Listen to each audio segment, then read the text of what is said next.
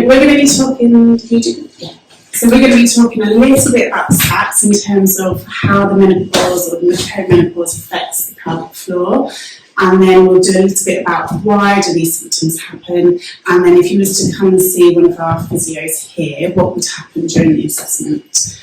Okay. And then I think the treatment's going to be good. So stats. Every single woman will go through the menopause unless you've had your ovaries removed before puberty.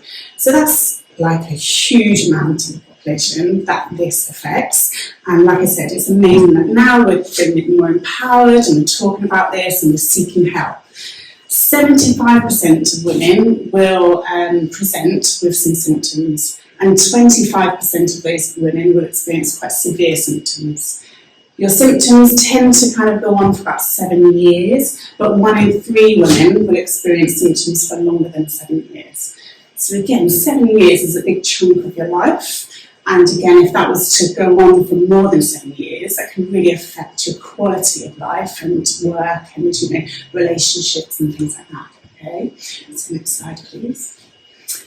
So in terms of the pelvic floor, we talk about stress urinary incontinence, and it affects more than 50% of postmenopausal women, okay, which is a huge number again. And overactive bladder syndrome affects as much as 43% of women aged 65 and above.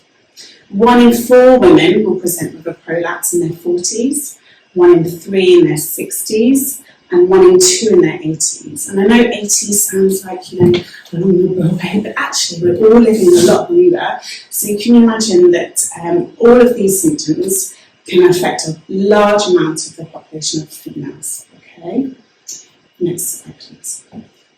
And we've talked about symptoms and things like that. I just find this picture and the next one quite a really nice kind of visual to see all of the types of different symptoms from menopause. Now, if we go to the next one, there's a few here which I listed more towards the kind of vagina and the pelvic floor. And if we go to the next stage. So the common symptoms, we've mentioned stress urinary incontinence, so what is it? It's leaking when you cough, when you sneeze, and you jump, and most commonly we experience this after having a baby. So I get lots of clients saying, there's a trampoline in the garden and I will never go on that. And although we all will talk about this and we all joke about it, it's actually not normal.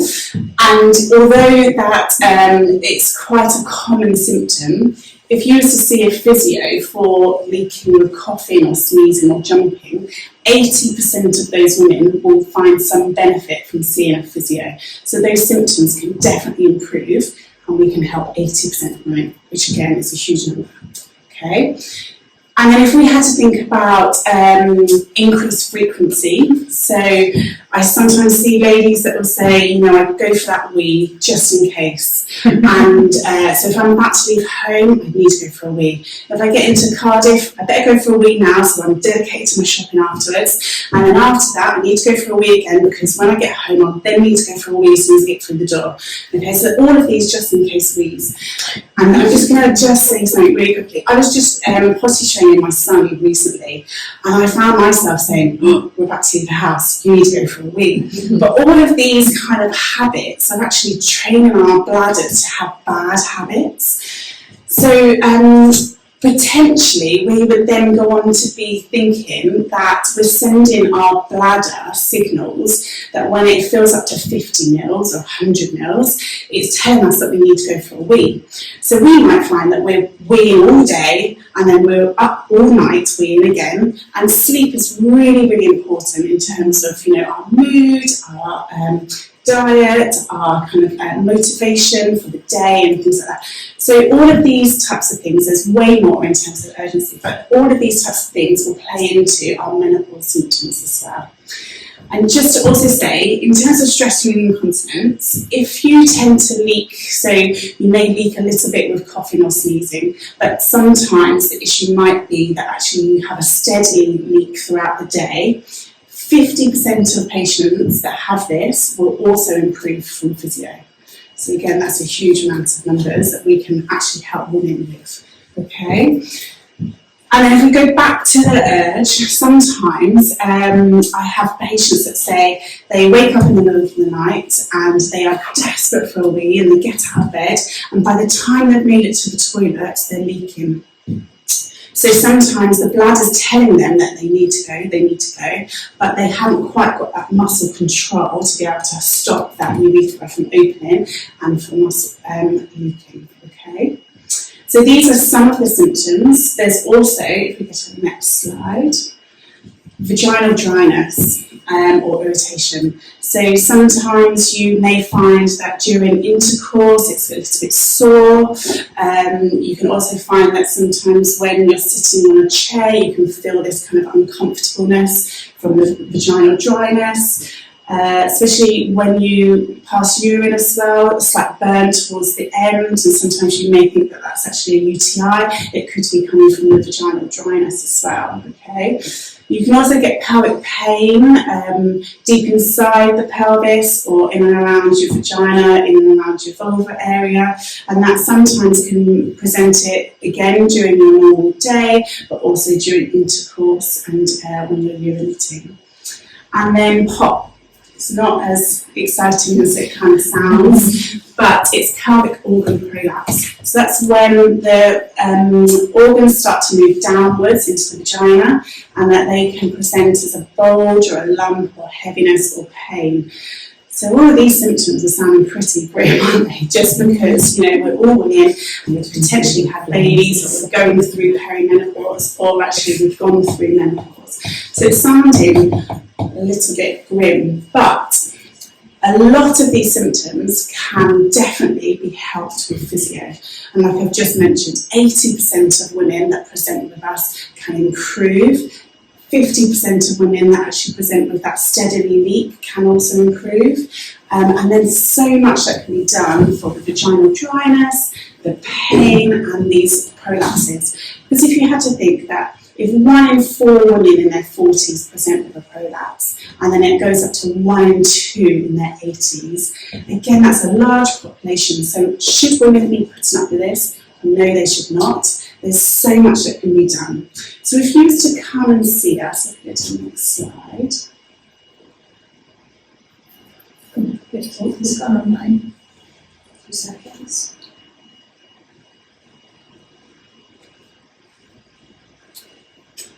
I have done my homework, I promise. There's another slide there. Yeah. So I'll just quickly talk then. So in terms of why do these symptoms happen, we are all in the kind of like hunt for the best kind of potions and lotions that we need to put on our face. I think the latest is like retinol and hyaluronic acid. I can never pronounce that word. And we're all trying to think of how we can get the most smoothest skin and the nice plumpy kind of cheeks and skin and things like that. So why does our vaginas change during menopause? And the biggest contributing factor is the lack of estrogen. So estrogen for our vaginas is the hyaluronic acid for our face, okay? And the lack of that estrogen can thin the tissue, it can make the tissue a bit more sore, it can change the colour as well. It can also mean that the urethra doesn't have that really good seal, so therefore you would leak.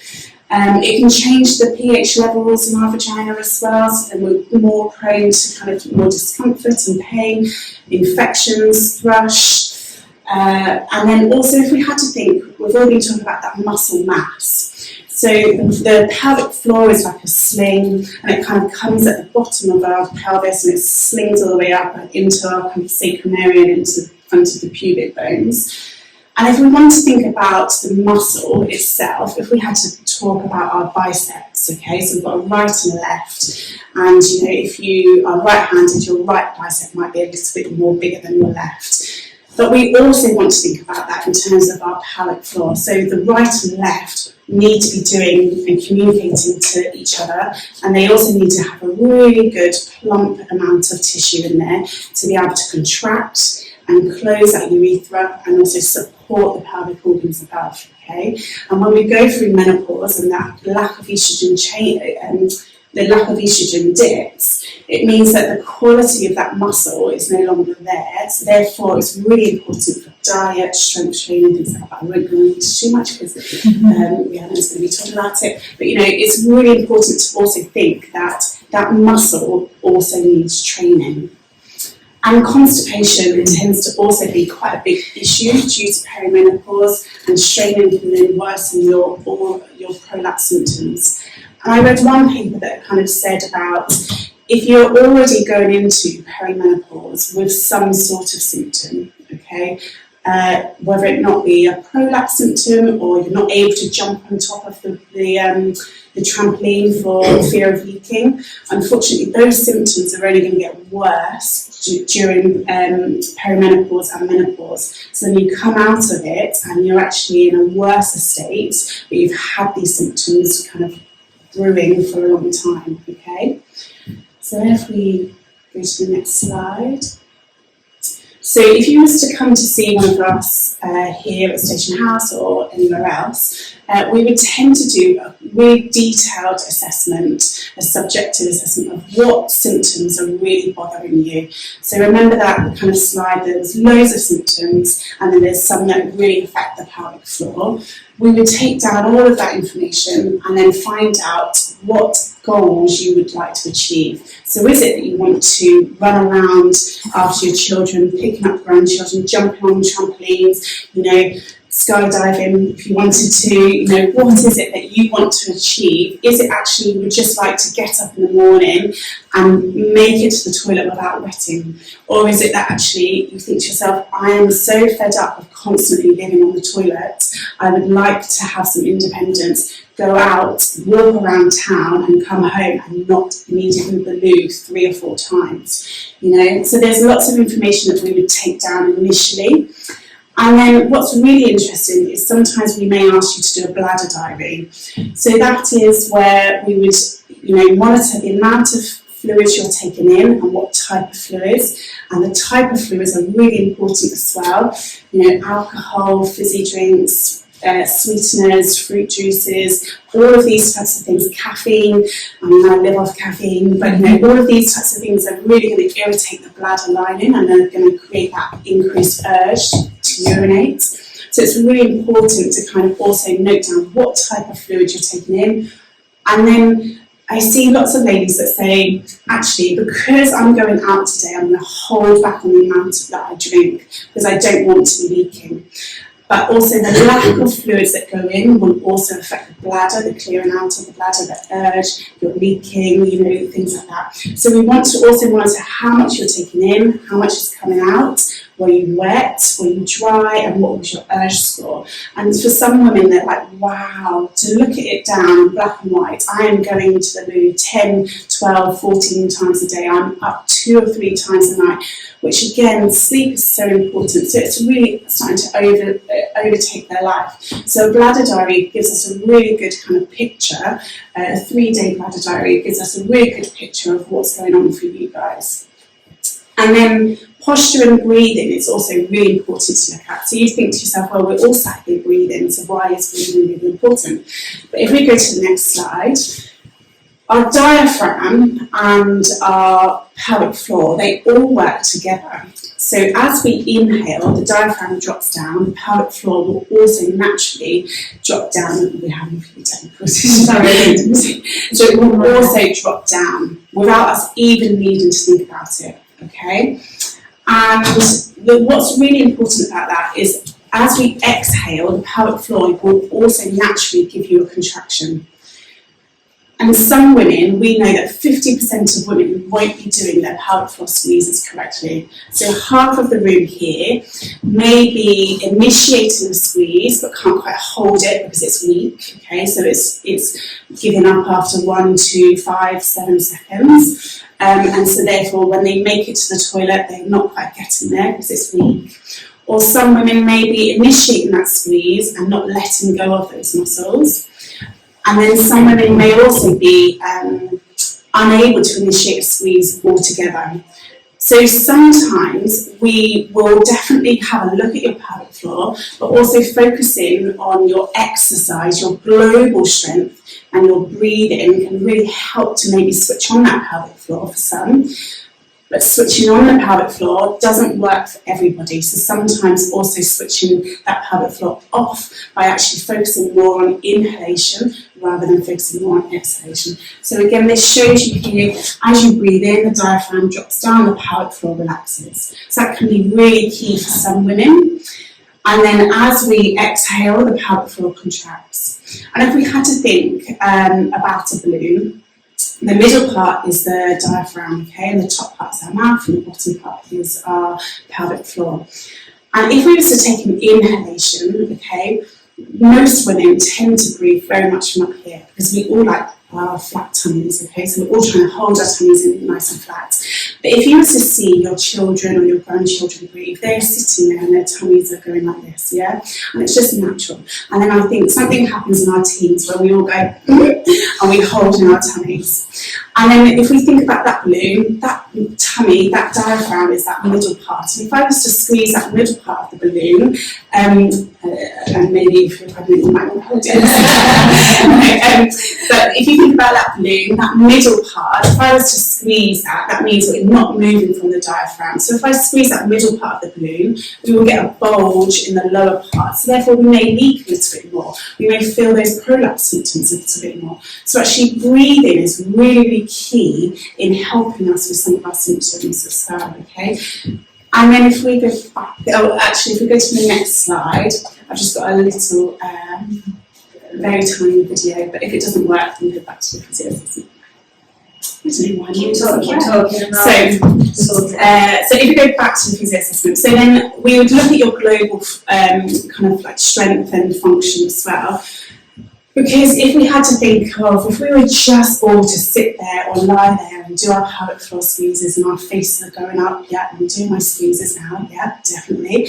You know, yes, we will improve our pelvic floor strength, but it's not functional. So then when we go to lift a heavy load, you know, Christmas is coming up, if we go to lift those 6 bottles of wine or champagne or whatever, you know, we want that pelvic floor to respond.